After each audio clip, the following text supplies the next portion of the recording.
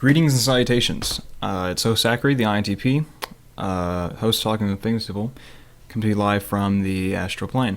And I just finished watching this video by a person named Barb New. They are an INTP, and it's a video basically where they found they were an INTP about a week ago, and they are sort of venting about a certain experience they've had being an INTP, what it exactly means to them, and events have happened throughout their life that they now correlate with the INTP.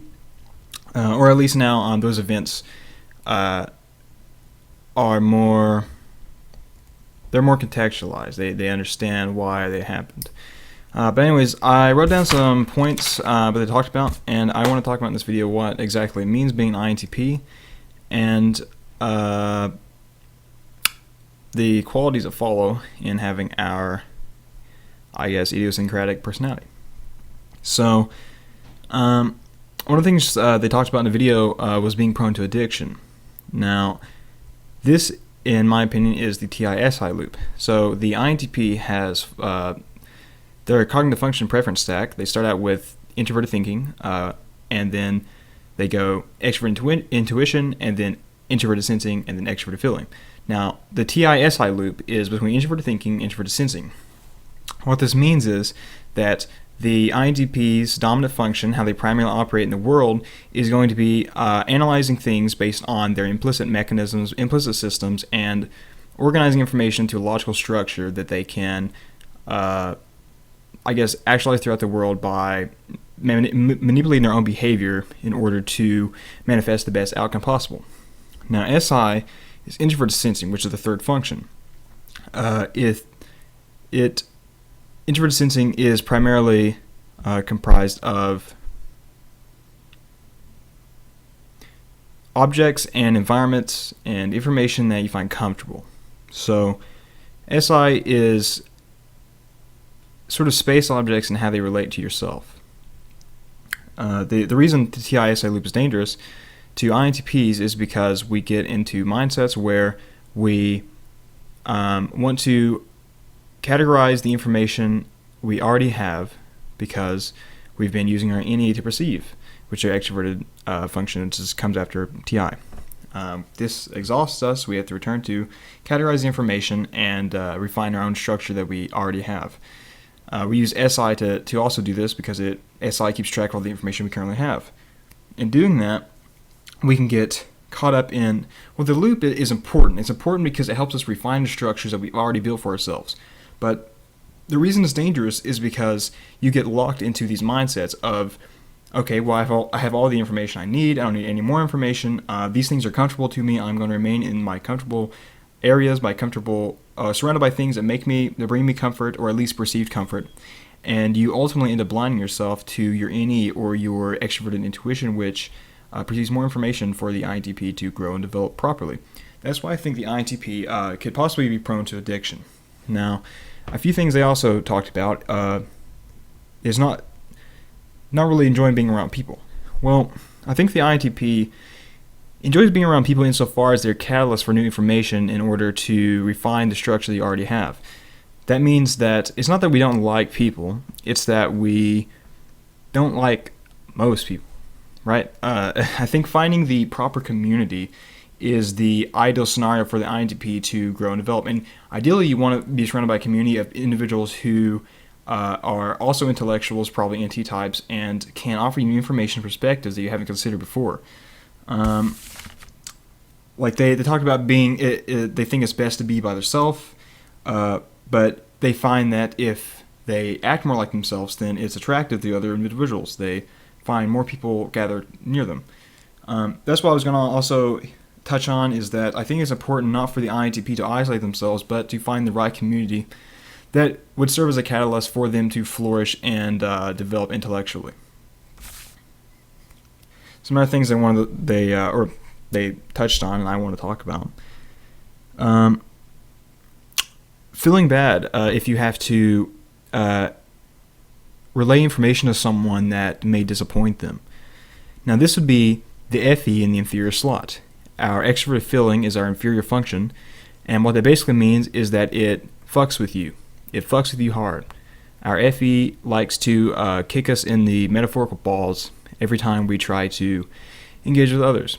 But I guess in dealing with FE, a lot of INTPs deal with it by, well, repressing it, or they will find a proper channel to grow their FE with.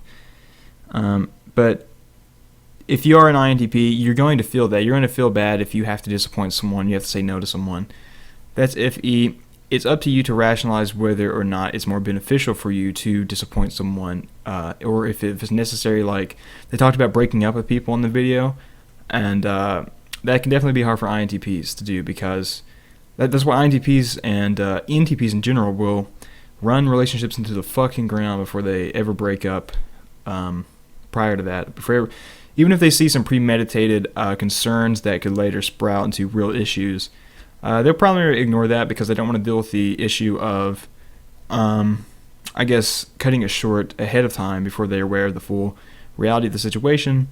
And this can cause us to run relationships into the ground, or run them into the course of, wow, these two people fucking hate each other by the end of it, and they should have ended a long time ago.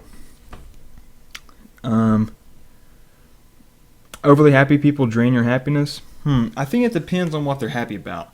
Now, a lot of people, they talked about how their sister was a happy person, and they were an extrovert, stuff like that. I assume they probably were an ESF type of some sort. If someone's an extroverted SF type, they will probably be inclined to talk about relationships with others, how they feel about certain events, things going on in their life that have personal value to them that may not be objectively interesting to the INTP in question.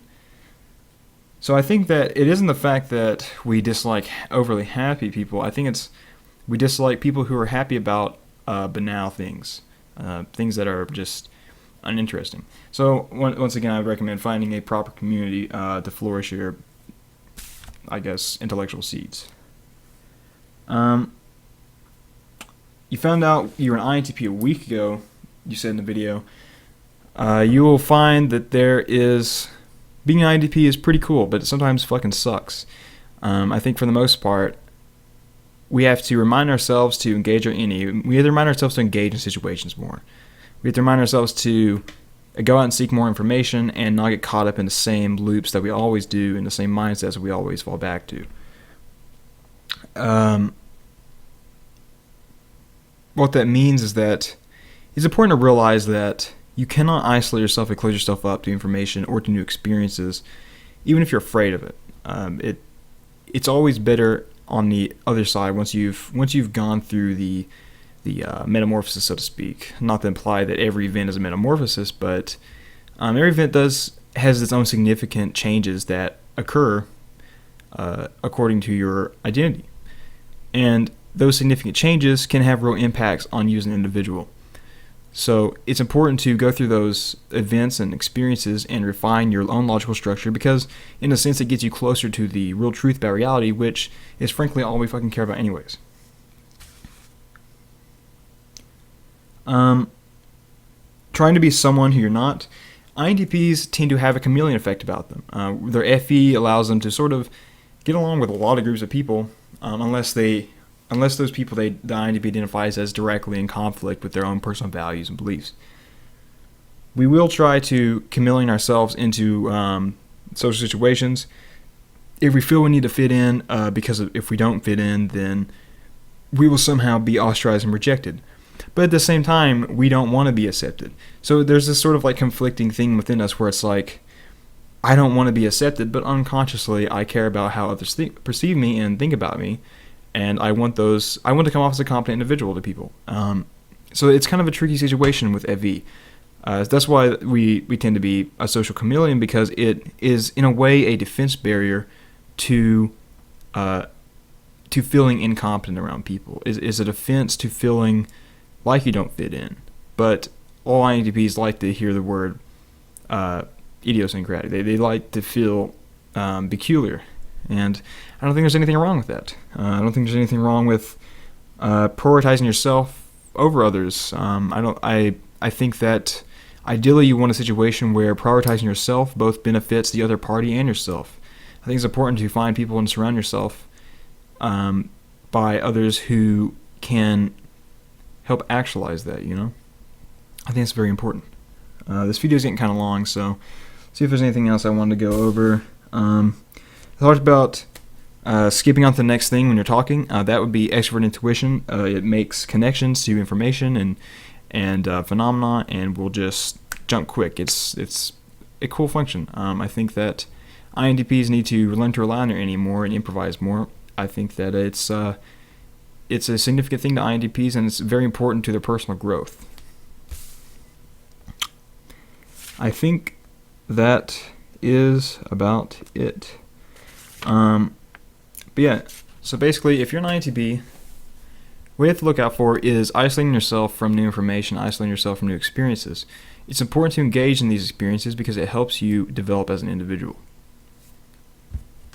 Cheers.